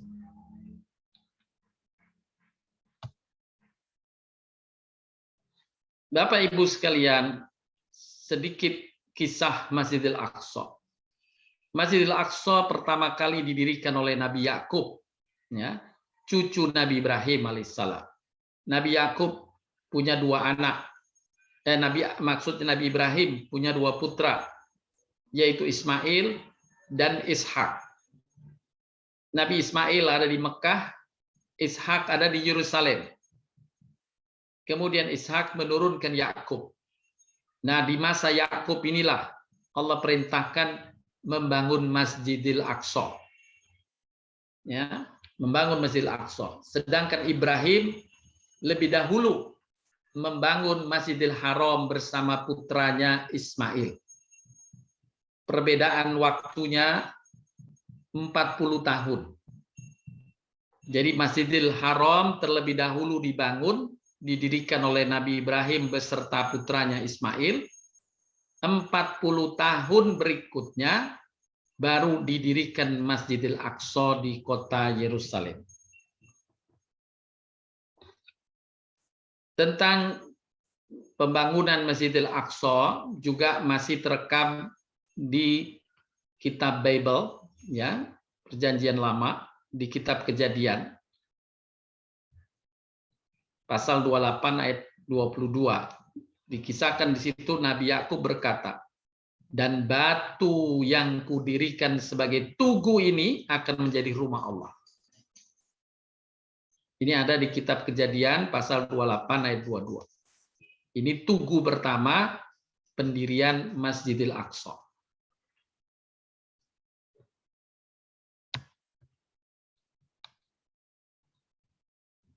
Penjelasan Nabi SAW, Nabi bersabda ketika beliau ditanya, wahai Rasulullah, masjid mana yang pertama kali dibangun? Nabi menjawab, Masjidil Haram. Lalu ditanya kembali, kemudian masjid mana? Nabi menjawab, kemudian Masjidil Aqsa. Kemudian Abu Dzar, sahabat Nabi ini bertanya lagi, berapa tahun antara keduanya ya Rasulullah? Nabi menjawab 40 tahun. Ya, sebagaimana tadi dijelaskan, Masjidil Haram dibangun oleh Nabi Ibrahim beserta putranya Ismail. 40 tahun berikutnya dibangunlah Masjidil Aqsa oleh putra atau cucu Nabi Ibrahim yang bernama Yakub. Ishak punya anak Yakub. Dan Masjidil Aqsa ini kemudian dibangun lebih megah lagi di zaman Nabi Daud dan dilanjutkan pada Nabi Sulaiman. Kemudian direnovasi seperti halnya yang sekarang, ya, sebagaimana kita tahu di pintu gerbang Masjidil Aqsa sekarang itu ada prasasti. Prasastinya kalau kita sekarang kan ada prasasti yang ditandatangani atau dibuka dan sebagainya ada. Nah, prasasti di Masjidil Aqsa yang sekarang itu masih ada prasasti dari Umar ibn Khattab saat mengusir Romawi dari Masjidil Aqsa. Ya, mengusir Romawi dari Masjidil Aqsa. Romawi telah menjajah Masjidil Aqsa ini bahkan sebelum kelahir di masa Nabi Zakaria. Ya, Nabi Zakaria itu Romawi sudah menjajah daerah Palestina termasuk Yerusalem. Di masa Nabi Isa sebagaimana kita tahu masih dalam penjajahan Romawi di Yerusalem itu. Dan terus berlanjut dan dibebaskan dari penjajahan Romawi di masa Umar ibnul Khattab radhiyallahu anhu, dan kemudian setelah diduduki kota Yerusalem dibersihkan itu Masjidil Aqsa, direnovasi kembali dan dibangun masjid yang di depannya, ya, masjid yang di depannya yang di tempat Nabi SAW naik ke langit, ya, yang dikenal dengan Masjid Batu Melayang, ya, Masjid Batu Melayang. Di depan Masjidil Aqsa itu ada masjid Dome of Rock namanya, Dome of Rock, Masjid Batu Melayang ini. Dome of Rock ini masjid yang kemudian pertama dibangun oleh Umar bin Khattab karena saat itu telah dijadikan bagian ini dijadikan tempat pembuangan sampah, kemudian dibersihkan oleh Umar bin Khattab, dibangun masjid dan kemudian direnovasi lebih lanjut oleh Salahuddin Al-Ayyubi ketika mengusir kembali Eropa saat itu, Romawi juga saat Perang Salib. Kemudian dibangun Dome of Rock yang sebagaimana kita ketahui gambarnya. Nah, ini adalah Dome of Rock. Gambar ini Dome of Rock, ya. Masjid di dalamnya, di tengah-tengahnya ada batu melayang. Dari atas batu itulah Nabi SAW melakukan Mi'raj ke langit. Bapak Ibu sekalian yang dirahmati Allah SWT, inilah di antara hikmah yang dapat kita petik perjalanan Isra Mi'raj. Sesudah Nabi pulang ke kota Mekah, Nabi bersemangat kembali untuk menegakkan dakwah, mengajarkan kebenaran ini, dan alhamdulillah apa yang malaikat Jibril kabarkan dengan perjalanan itu mampir ke kota Madinah, disinilah engkau Muhammad akan Allah berikan kejayaan, telah terwujud, ya, menjadi cita-cita Nabi yang terwujud. Bapak Ibu sekalian, sesungguhnya sebagaimana di awal perjalanan Nabi diajak ke satu tempat namanya Ashabul Ukhdud. Apa yang dialami orang-orang terdahulu dalam menjalani agama ini, agama Islam yang lurus ini untuk meraih surganya Allah, sungguh amat berat. Kalau sekarang kita mengalami hal-hal yang memang sulit, ya, sesungguhnya itu amat ringan. Sehingga hendaklah kita tetap bersabar, tetap optimis, insya Allah kemenangan Islam, kejayaan Islam yang dijanjikan oleh Nabi SAW ke depan, di mana umat manusia berbondong-bondong memeluk Islam. Tanda-tanda itu saat ini kita sudah dapatkan. Insya Allah akan tetap berlanjut, ya, akan tetap berlanjut dan menjadikan Islam sebagai kebenaran yang diikuti oleh umat manusia. Demikian Bapak Ibu yang bisa disampaikan untuk memetik hikmah dari perjalanan Isra Mi'raj ini. Selanjutnya dipersilahkan, boleh ada pertanyaan dari yang lain. Bu Lili, saya persilahkan Bu Lili memandunya. Alhamdulillah, terima kasih Pak Ustadz. Ada dari Pak Diki.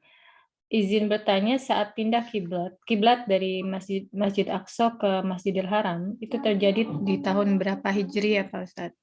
Di tahun pertama Hijriah.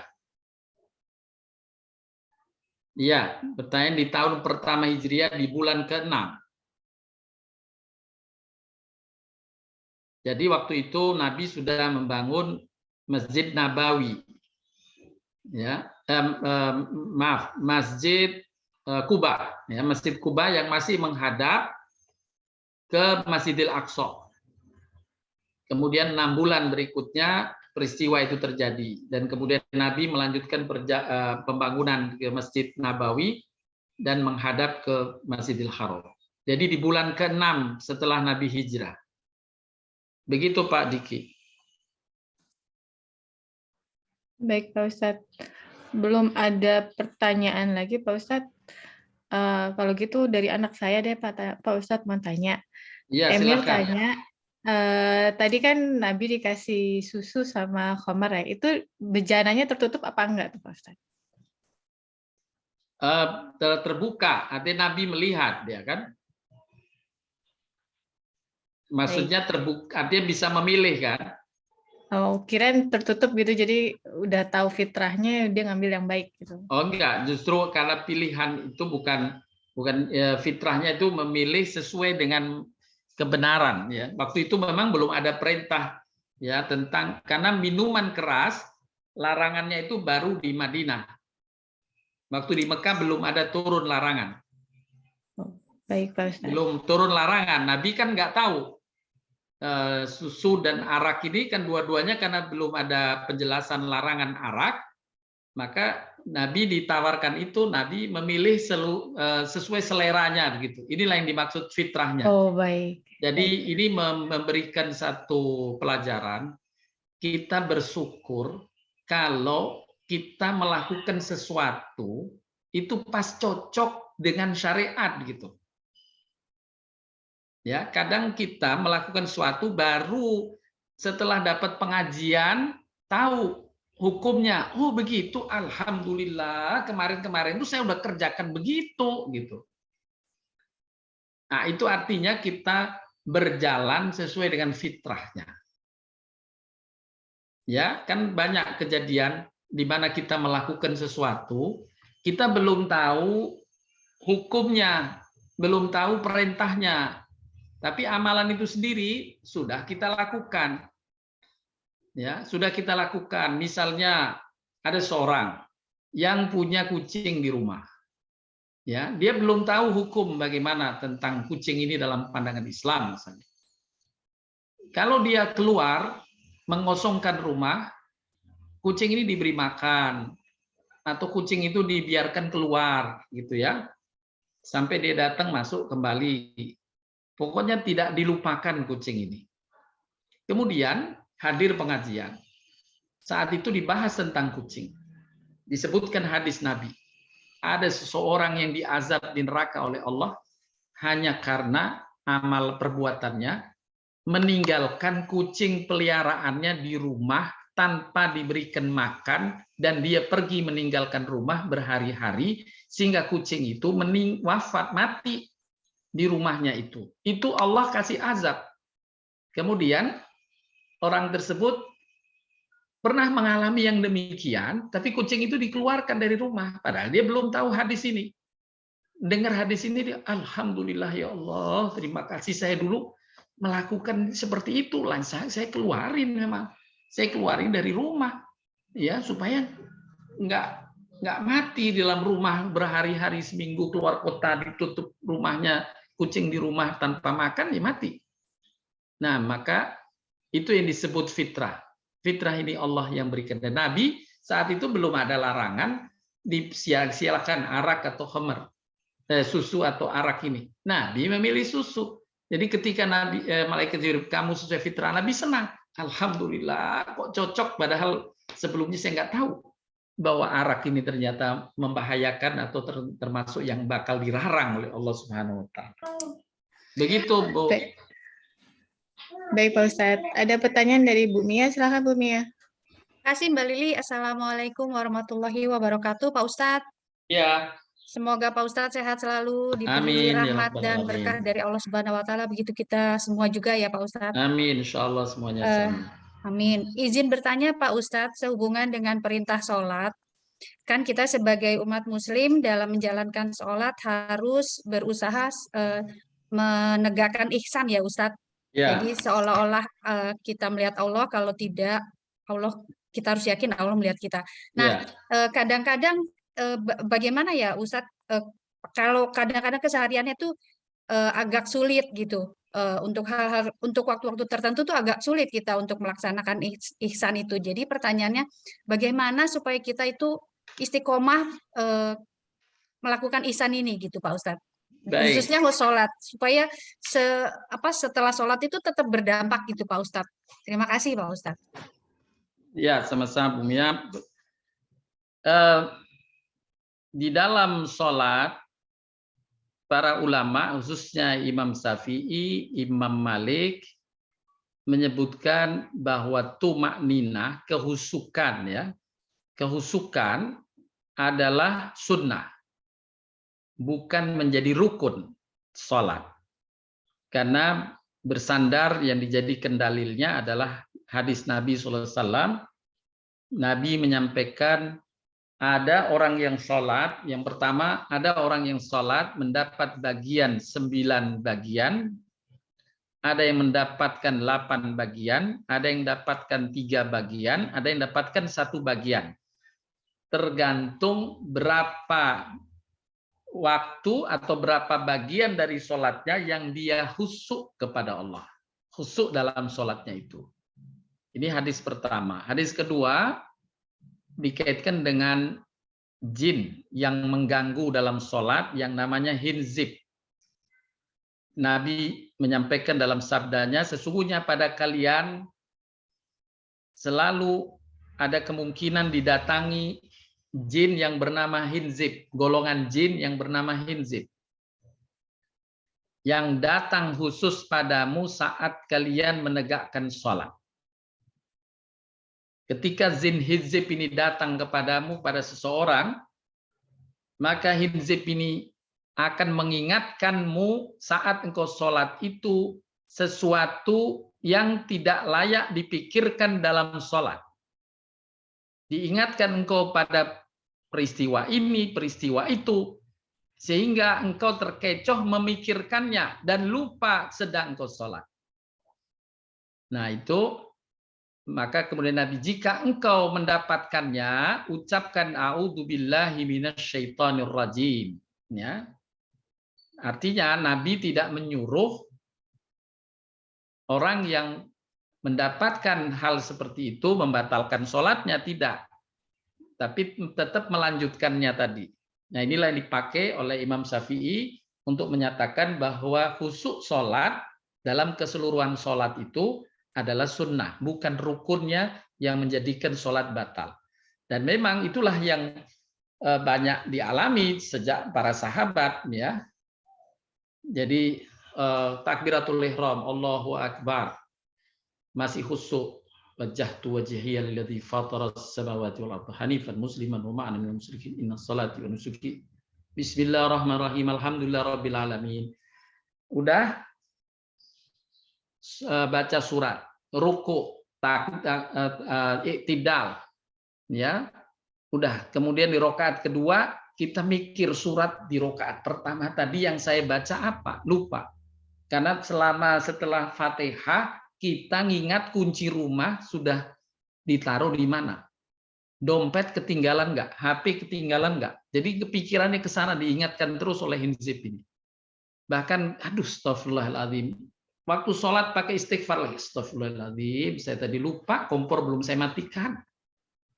Nah, jadi ini pikiran-pikiran yang muncul dari hinzib, kata Nabi. Satu golongan jin yang khusus ditugaskan oleh iblis untuk mengganggu orang sholat supaya tidak khusyuk.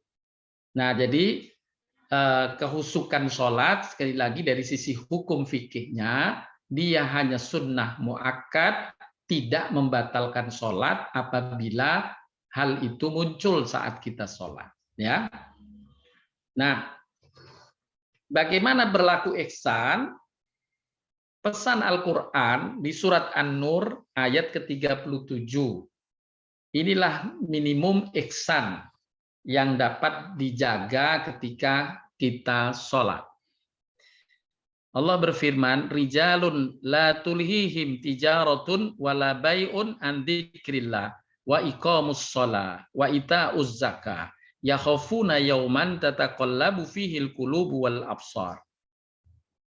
Ya, Allah berfirman, Allah memuji orang-orang yang tidak dilalaikan oleh perdagangan, oleh jual beli dari mengingat Allah dan melaksanakan sholat.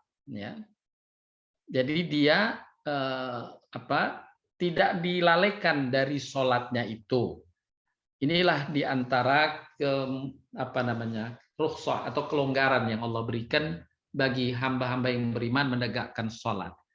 Artinya seorang yang menegakkan sholat pada waktu-waktunya, bukan di awal waktu maksudnya, tapi di waktu-waktunya, maka dia telah memenuhi berbuat ihsan.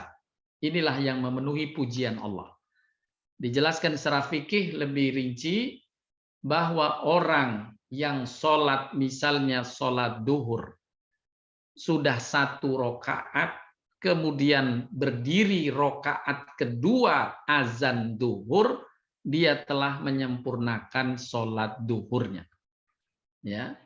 Jadi batasannya 1 rakaat sudah dia tegakkan sebelum azan asar. Jadi dia sholat duhur nih. Allahu Akbar, rakaat kedua berdiri. Allahu Akbar. Bismillahirrahmanirrahim. Alhamdulillahirabbil alamin. Allahu Akbar, Allahu Akbar. Azan asar. Maka dia dianggap telah mencukupkan waktu beribadah sholat duhurnya sah. Nah, itulah kelonggaran dari Allah SWT, diantaranya merujuk pada surat An-Nur 37 ini. Orang yang tidak dilalaikan. Makna dilalaikannya di situ sampai jam 4 sore baru ingat sholat duhur. Kalau itu dia termasuk yang lalai. Tapi kalau misalnya jam 2 atau setengah 3 gitu, astagfirullah, belum sholat duhur saya. Dia buru-buru wudhu dengan benar tentunya. Kemudian dia sholat. Kemudian sholat dia takbiratul ihram, sujud ruku, di rakaat kedua baru terdengar azan, dia sudah dianggap memenuhi, tidak terlalaikan dari sholat. Nah, ini dari yang Allah tetapkan. Tetapi Nabi SAW menjelaskan, kalau dia mendapatkan lebih memprioritaskan sholat di awal waktunya, lebih afdol, lebih utama, ya tentu pahalanya diberi ganjaran lebih besar karena mengutamakan menghadap Allah Subhanahu wa taala. Begitu Bu Mia. Iya, baik Pak Ustadz, terima kasih. Cuman maksudnya masih ngeganjil nih Pak Ustadz, pertanyaan yang kedua adalah kadang kita lihat di masyarakat umum kan Indonesia mayoritas Islam, harusnya kan mendirikan sholat gitu ya Pak, menegakkan sholat. Nah, tapi banyak orang-orang yang khususnya misalnya di wakil rakyat kita aja deh, mereka aja yang Muslim gitu saling sepertinya kesannya tidak menjaga ukhuwah gitu ya Pak Ustadz. Padahal kan kalau dari dalil Al-Quran, sholat itu mencegah perbuatan keji dan munkar gitu. Nah, ini aplikasinya bagaimana ya Pak Ustadz? Yang salah tuh apakah pemahaman kita yang masih dangkal mengenai arti sholat dan sebagainya, atau apa yang salah gitu Pak Ustadz? Yang pasti kan itu nggak mungkin salah, ajaran Allah kan pasti benar. Terima kasih Pak Ustadz. Baik, Allah Subhanahu wa taala memang menjadikan sholat untuk hikmahnya ya, hikmah dari sholat, Allah berikan manfaat di dunia dari sholat-sholat hamba itu dapat mengendalikan dirinya dari berbuat kemungkaran, ya, kemungkaran itu hikmahnya.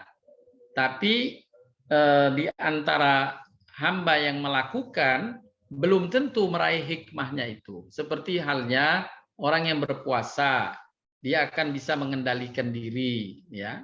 Tapi sering juga terpeleset. Jadi ini bagaimana kita mengambil hikmah. Semakin kuat amalan itu ditegakkan dengan benar, insya Allah hikmah itu akan diraih. Tapi semakin lemah, maka hikmahnya pun sedikit yang teraih, gitu. Apalagi sama sekali tentu tidak akan meraih hikmah sama sekali. Jadi raihan hikmah bertingkat-tingkat setiap orang sesuai dengan kadar ihsan yang tadi Bu Mia maksud, ya. Sholatnya itu ada seperti Nabi jelaskan, ada yang dapat 10 bagian, berarti hikmahnya ya kira-kira setara dengan bagian itu, ya 10, dia pengendalian dirinya hanya 10 saja, tidak 100%. Ada yang dapat 20, ya pengendaliannya naik sedikit, jadi 20 bagian. Nah, jadi sesuai dengan tingkat amalan yang dia kerjakan itu. Begitu Bu Mia. Jadi kalau fenomena yang terjadi ya itulah fenomena di mana pengamalan yang kemudian tidak melahirkan hikmah dari amalan itu dengan benar atau dengan keseluruhan hikmahnya. Ya. Paham Pak Ustadz. Alhamdulillah, Baik. jazakumullah khairan katsiran. Terima kasih banyak Pak Ustadz pencerahannya. Sama-sama. Terima kasih Mbak Lili. Terima kasih Bu Mia. Ada pertanyaan dari Pak Buana, silakan Pak Buana. Terima kasih Bu Lili. Singkat saja mungkin karena waktu menjelang lohor. Assalamualaikum warahmatullahi wabarakatuh, Pak Ustadz. Assalamualaikum warahmatullahi wabarakatuh. Silakan. Semoga Pak Ustadz dan semua majelis di sini dalam kondisi sehat, sama yang lagi sakit, semoga yang diberikan kesembuhan dan kesehatan kembali. Amin Pak ya Ustadz, rabbal alamin. saya ingin tanya hikmah yang terkait dengan sholat, Pak Ustadz. Perubahan perubahan arah kiblat. Nabi tidak membatalkan sholatnya saat saat terjadi perubahan arah kiblat. Nah, itu hikmah tadi yang sudah Pak Ustadz sampaikan sudah jelas bahwa kita harus mengikuti imam, tapi juga mungkin dengan catatan imam itu adalah orang yang sangat sangat memegang amanah gitu ya, bukan hanya seorang imam saja gitu ya Pak Ustadz ya. Iya, betul. Bahasa sekarang bukan hanya sekadar imam kaleng gitu Pak Ustadz ya, bukan kaleng-kaleng. Nah, Pak Ustadz, yang saya ingin tanyakan, apakah kita harus dalam sholatnya nih? Artinya kalau dalam kondisi apapun kita sebaiknya tidak membatalkan sholat. Misalnya katakan lagi sholat, tiba-tiba ada gempa, atau tiba-tiba kalau tentara mungkin ada peperangan gitu ya. Tapi saya pikir nggak usah tahu jauh, yang ada gempa saja. Nah, apakah kita perlu membatalkan sholat atau tetap sholat, Pak Ustadz? Kalau melihat contoh yang Nabi lakukan dan cukup bisa dikatakan kan membingungkan sahabat-sahabatnya, makmumnya. Oh, ini berubah dan kemudian para makmum mengikuti. Nah, terkait dengan tadi contoh yang gempa, apakah kita membatalkan sholat atau tetap sholat? Begitu Pak Ustadz. Baik, terima kasih Pak Buana. Jadi memang betul itu bisa ditangkap dan memang kemudian muncul fikih bagaimana dalam hal sholat, ya, kapan bisa dibatalkan, kapan tidak boleh dibatalkan. Azimah, hukum itu ada hukum azimah dan ada hukum rukhsah, ya, ada hukum asal dan ada hukum keringanan. Rukhsah keringanan, azimah hukum asalnya. Hukum asalnya sholat fardu, sholat wajib nggak boleh dibatalkan. Sedangkan sholat sunnah dimungkinkan untuk dibatalkan. Jadi sholat wajib, duhur, asar, maghrib, isya itu yang wajib nggak boleh dibatalkan, itu hukum asal. Kecuali datang keadaan yang menyebabkan hukum itu menjadi rukhsah. Ya.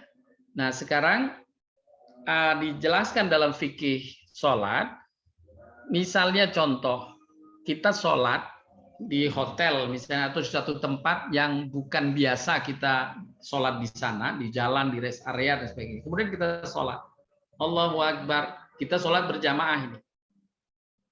Kemudian ada informasi, Pak, kiblatnya salah Pak. Nah, yang pusing kalau informasinya setengah, Pak, kiblatnya salah, tapi nggak menunjukkan ke arah mana kiblat yang benar. Mesti kiblat yang salah bingung. Nah, di sini kalau tidak ada informasi kiblat yang salah, hanya informasinya kiblat salah, misalnya contoh tadi, tidak memberikan arah, ya, tidak memberikan arah, misalnya ke arah pintu Pak, atau 180 derajat Pak. Nah, itu tidak muncul, hanya menjelaskan kiblat salah, maka imam makmum tidak boleh bingung. Dia tetap merujuk pada informasi awal, karena informasi yang kedua itu nggak jelas. Nggak boleh kemudian imam, oh sorry, kiblatnya mana? Ngomong gitu nggak boleh. Kalau itu sholat fardu. Tidak boleh dia ngomong, membatalkan itu. Jadi dia tunggu sampai ada informasi berikutnya. Yaitu kiblatnya mana yang benar. Makanya kalau memberi informasi kiblat, ada orang yang salah kiblat, jelaskan kiblat mana yang benar. Jangan cukup Pak kiblatnya salah, nggak cukup itu.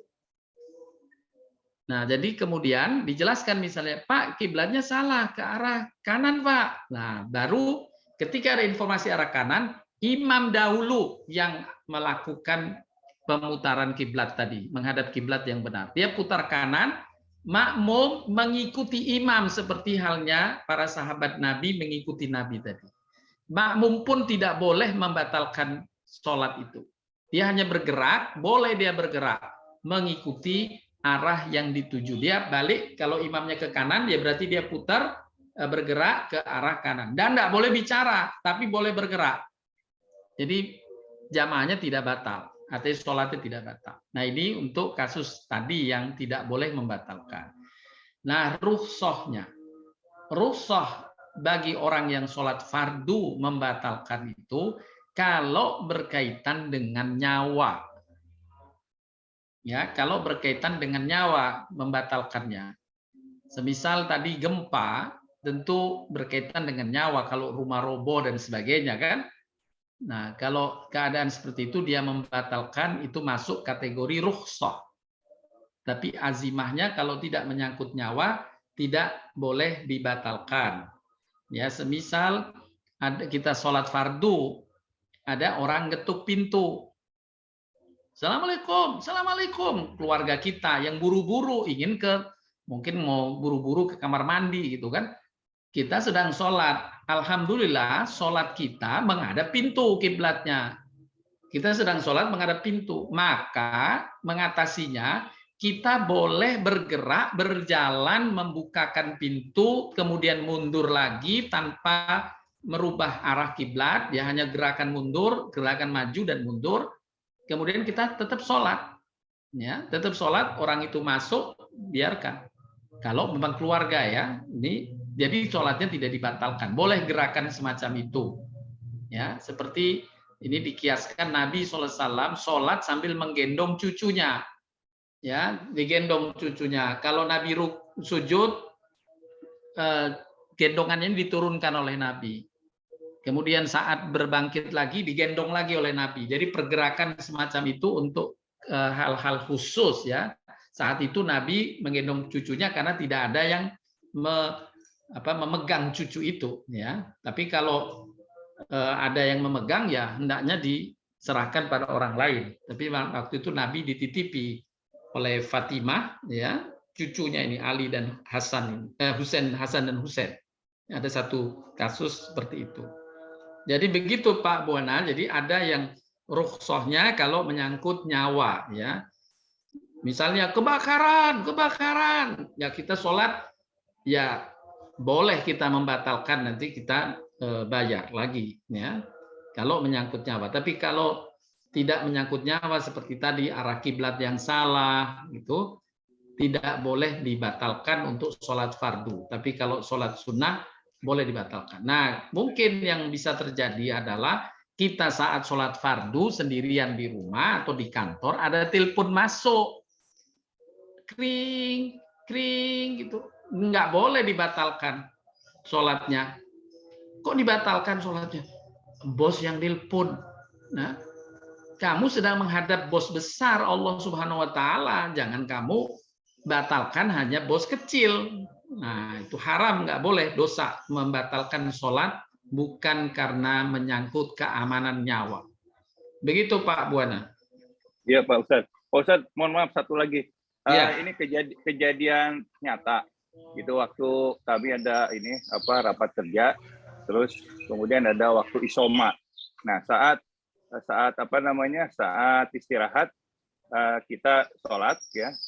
Terus ada satu teman yang dia lagi sholat, kemudian gempa. Nah, orang lain agak ketakutan, dia juga tadinya pingin takut, pingin keluar, tapi dia berpikir gini, ini lagi sholat, bisa saja pas misalnya dalam kondisi meninggal, justru dia berharap husnul khotimah saat lagi sholat. Jadi apa ya, spontan gitu Pak Ustadz. Nah itu menurut Pak Ustadz gimana? Mohon pendapat Pak Ustadz. Ya, tidak, karena ada ayat surat contohnya ya, di dalam Al-Baqarah 173 misalnya ya, itu satu contoh ayat rukhsah namanya ya. Ada azimah, ada rukhsah. Di sini Allah berfirman, ini saya nukilkan saja kebetulan ada. Sesungguhnya Allah hanya mengharamkan bagimu bangkai, darah, daging babi, dan binatang yang disembelih yang tidak disebut nama Allah, selain Allah atau disebut selain Allah.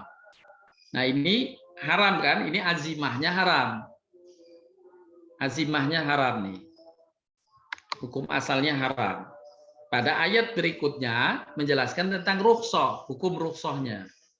Tetapi barang siapa dalam keadaan terpaksa dan tidak menginginkannya, artinya tidak berniat untuk secara khusus menginginkan itu kecuali untuk menghindari bahaya, dan tidak melampaui batas, maka tidak ada dosa baginya. Nah, jadi ini konteksnya makan babi malah kan. Makan babi dia kalau memang keadaan terpaksa, artinya menyangkut nyawa di sini ya, yaitu dia dalam perjalanan di hutan, kemudian nggak ada lagi makanan kecuali kemudian berjumpa dengan orang kampung di situ yang nggak ada ternak lain kecuali babi yang ada, dan dia menyajikan babi, ya sudah, karena menyangkut nyawa ini lapar, sudah bisa mati, lemes, dia makan babi saat itu. Itu rukhsah, dibolehkan, tidak dosa ya. Nah, demikian juga kesepakatan para ulama berkaitan dengan sholat tadi. Kalau menyangkut nyawa, sholat fardu bisa dibatalkan. Ya, dibatalkan. Nah, kemudian ada penjelasan lain. Siapa yang menyambut rukhsahnya Allah dalam keadaan rukhsah itu dibutuhkan, maka dia dapat pahala, tambahan pahala dari Allah karena menyambut keringanan dari Allah. Dan menyambut keringanan dari Allah itu menyenangkan Allah. Menyambut keringanan dari Allah menyenangkan Allah. Artinya Allah ridho. Nah, dia tidak boleh memaksa. Seandainya berperang itu, walaupun berperang itu Allah janjikan, sesungguhnya jika engkau mati dalam peperangan langsung mati syahid gitu. Tapi ada seorang sahabat di masa Nabi yang mau ikut perang ini tanpa senjata, ya, oleh Nabi nggak boleh, walaupun dia, iya Rasulullah supaya saya cepat mati gitu, nggak boleh, ya, karena dia harus mempertahankan hidup, hak hidup itu lebih utama. Kalau dia hidup masih bisa beribadah lebih lanjut, tapi kalau dia mati dengan saat itu memaksakan diri untuk satu ibadah, dia satu ibadah itu dapat, padahal dia masih bisa menghindar untuk dapat pahala dari ibadah yang banyak. Maka dia tidak boleh untuk mengorbankan hidupnya untuk sholat tadi. Padahal Allah sudah memberikan rukhsah. Tinggalkan satu sholat ini, tapi untuk meraih pahala sholat yang banyak kalau kamu selamat. Nah, begitu penjelasannya Pak Buwana. Paham Pak Ustadz. Jazakallah Pak Ustadz. Ya, sama-sama. Baik, Pak Ustadz, masih ada 2 pertanyaan dan satu pertanyaan langsung, tapi karena sudah terdengar tahrim ya Pak Ustadz. Iya, betul. Pertanyaan tadi akan saya post di grup kajian. Boleh. Insyaallah saya jawab. Baik, silakan itu Pak Ustadz. Demikian Bapak Ibu yang dapat disampaikan dari kajian siang atau pagi hari ini, mudah-mudahan bermanfaat. Mohon maaf bila ada kata yang kurang berkenan. Semoga Allah melimpahkan rahmat, berkah, karunia kepada kita dan keluarga kita semuanya dalam keadaan sehat walafiat, dan sahabat Amin. keluarga yang diuji oleh Allah dengan sakit, semoga Allah segera pulihkan keadaannya, Allah sembuhkan, dan tetap bisa beraktivitas amal soleh di hari-hari mendatang. Amin ya rabbal alamin. Demikian, terima kasih atas perhatiannya. Wabillahi taufiq wal hidayah. Subhanakallahumma bihamdika asyhadu an la ilaha illa anta astaghfiruka wa atubu ilaik. Assalamualaikum warahmatullahi wabarakatuh.